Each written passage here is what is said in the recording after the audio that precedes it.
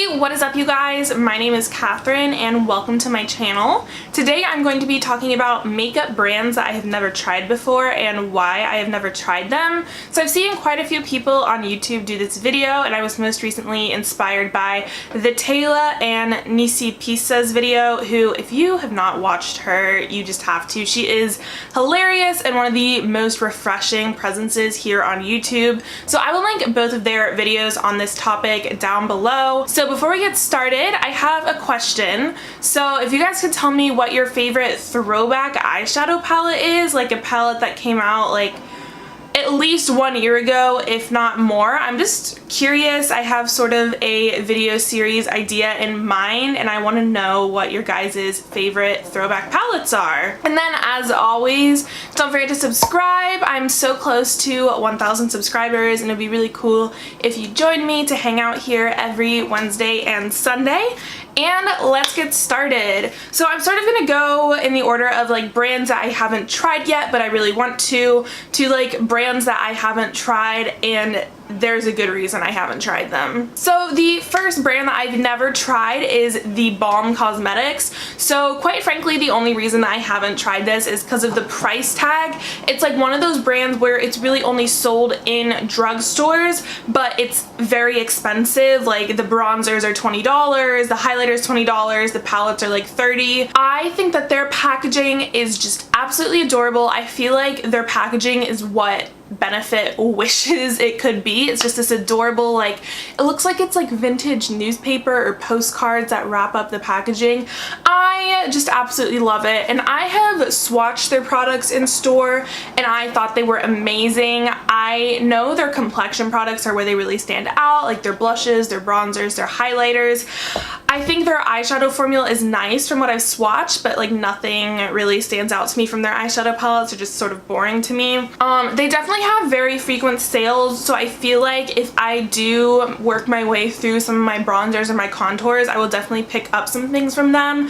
The two things that I'm most interested in from them are the Take Home the Bronze bronzer in the shade Oliver. It's like this beautiful, fair, not too cool toned but not too warm toned bronzer. And then I'm also quite interested in their creamy lip stain. I saw Nicole Cutler rave about this and I was like, I have to have this. The next brand is Dose of Colors. So sort of for the same reason as the BALM, like it's just sort of up there with price tag. Actually, it's way up there with price tag. I've heard that their quality is absolutely amazing. I've watched the reviews on the recent Desi and Katie Friendcation palette. I've watched reviews on their little like 5-pan matte eyeshadow palettes, and like I've heard their eyeshadow formula is absolutely amazing, and for that I really want to try it, but like I've never been able to get down with the idea of like $32 for a 5-pan palette. If I was more of like a little bougie queen instead of like a college girl who lives in a little closet, I would totally buy the Desi and Katie Friendcation palette because those shimmers just speak to me on an emotional level that no other shimmers ever have. But like $55 for a palette, like I can't do it. Not right now, not in this lifetime. So this is the last brand that I just really haven't tried because of the price tag and for no other real reason. This is IT Cosmetics. I remember in high school I wanted the Bye Bye Pores powder so badly, like so badly, and it's like it's only $24. I don't know why I didn't just buy it actually, because I definitely bought a lot more high-end makeup back then, but I wanted that so badly, and that just, I've always thought of the Bye Bye Pores line when I think of IT Cosmetics. But what I really want from them is the Your Skin But Better CC cream. It just seems like it's everything that I want in a complexion product. Like I don't want something that looks heavy or feels heavy on the skin. It's supposedly full coverage but like insanely lightweight. It has SPF, which is awesome, and I feel like I might end up treating myself to that like after the holidays. If I work my way through some of my foundations that I don't really use as much, I might let myself splurge a little bit on that one. The next brand is SONIA KASHUK, which if you're like, whoomst, I'll explain it to you. So this brand used to be slash still is sold at Target, but it just sort of disappeared. So I looked it up, and Sonia KASHUK stepped down as the creative director of this brand. So now Target doesn't sell their makeup products anymore because they like don't make them anymore. They only make brushes, so Target only sells their brushes.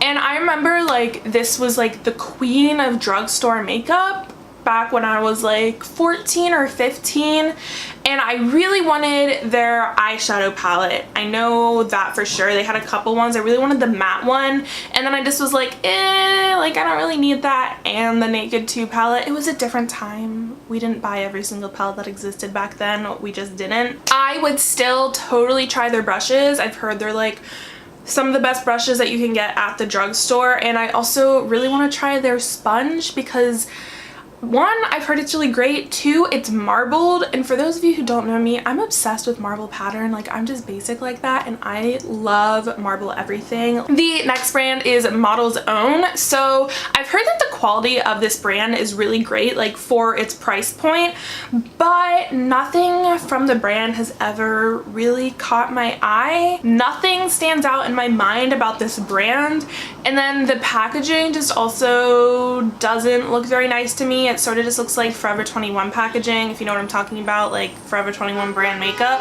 So I just like, I'm not against trying it. There's no real reason I haven't tried it. It's just like nothing from them has made me be like, ah, yes, I need to try this brand out. You know what I'm saying? Next up is Violet VOSS. So Violet VOSS has always seemed like the Morphe of Sephora to me, in that they make these giant palettes with just so many repeat brown shades that you totally don't need, especially in one palette. I will say that I bought my sister their little highlighting like bar palette for her birthday like 2 or 3 years ago, and she just like used that thing to death. Like, she hit pan on all the shades, just absolutely loved it. So like the quality is definitely there. And I was so close to buying the Flamingo palette because those colors, like, whew, they were beautiful. And then I saw the reviews and everyone was like, this is literally just chalk pressed into an eyeshadow palette. I was like, never mind, we don't need that over here. And now we're moving into brands where like there's an actual reason that I haven't tried them out.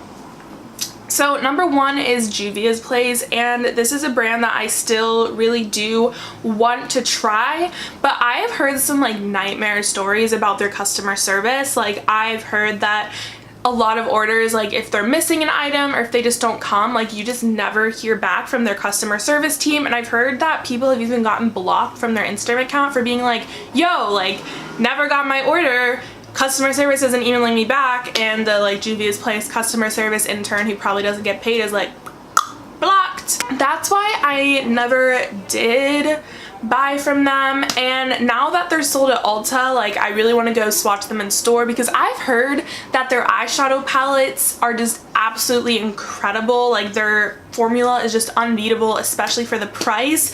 But I think I might be banned from shopping at Ulta, and I feel like that's a story time that needs like its whole other own video. So I'm still not sure if I'm going to be able to buy it, but I really want their Masquerade palette. If you guys have been watching my channel for a while, you know that I love purple eyeshadows, and the fact that this is a palette that's like half purples and then half neutrals, I'm like, I feel like I could buy that palette and never need to reach for another palette in my entire life if the quality really is as good as I've heard.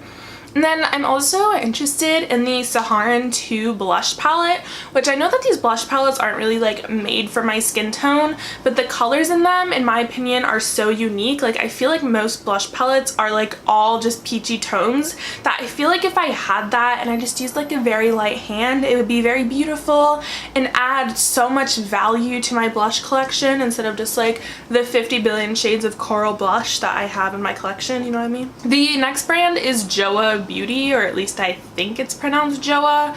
So this is a new brand sold at CVS that is inspired by Korean K-beauty makeup, and I was like prepared to try out their complexion and their lip products specifically, because like those are some areas that need extra love and need like skincare focused makeup products on them.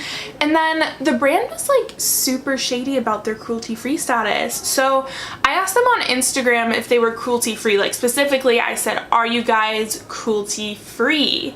And they replied that JOAH Beauty does not test their products on animals. And when companies start to get very like particular with their wording about their cruelty-free status, there's always like something that's going on. Like the brands that I trust are the ones that are like, we don't test our products on animals, nor do we allow others to test our products on animals. And it's just always super frustrating to me when brands dance around their cruelty-free status like that. I'm like, if you're not proud of your cruelty-free status, then why is that your status? You know what I mean? Like if you can't say it and say it proud, then why is that who you are as a brand? Next brand is HUDA Beauty. So I love the products that this brand releases. Like I think that all the palettes are so beautiful, but HUDA Katan is so shady to me that like I just can't support the brand.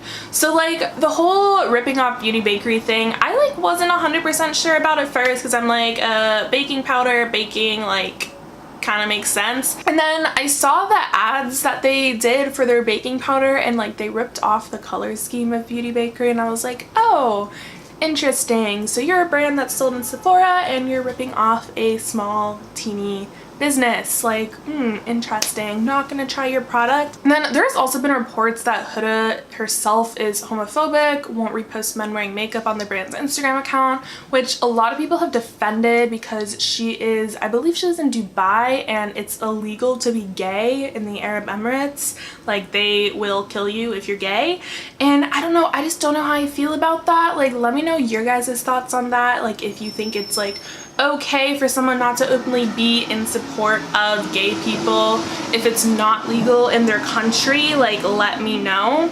I would love the HUDA Beauty Amythest Obsessions palette. Like again, I said I love my purple eyeshadows, so I can't wait for Bad Habit Beauty to dupe that palette. Like I will just snatch that baby up as soon as I can. And then last brands that I have just never tried are Mary Kay, YOUNIQUE, RODAN and Fields. All of those types of brands, you know exactly what I'm talking about. I hate multi-level marketing. I do not get down with it. Like their business structure is literally just like rip off all of the people who are working for us. Like that is the business structure. But on that note, those are all of the brands. Those aren't all the brands. Those are the key brands that I've never tried before. Obviously there are so many more brands out there. Like I think at this point it would be impossible to try every beauty brand that's existed ever, but those are the ones that I thought would be most interesting to talk about. Let me know down below if you have tried these brands, what your thoughts on these brands are, and what brands you have never tried and why you've never tried it. So thank you so much for watching. Don't forget to give this video a thumbs up if you did enjoy this video, and I will see you guys on Wednesday.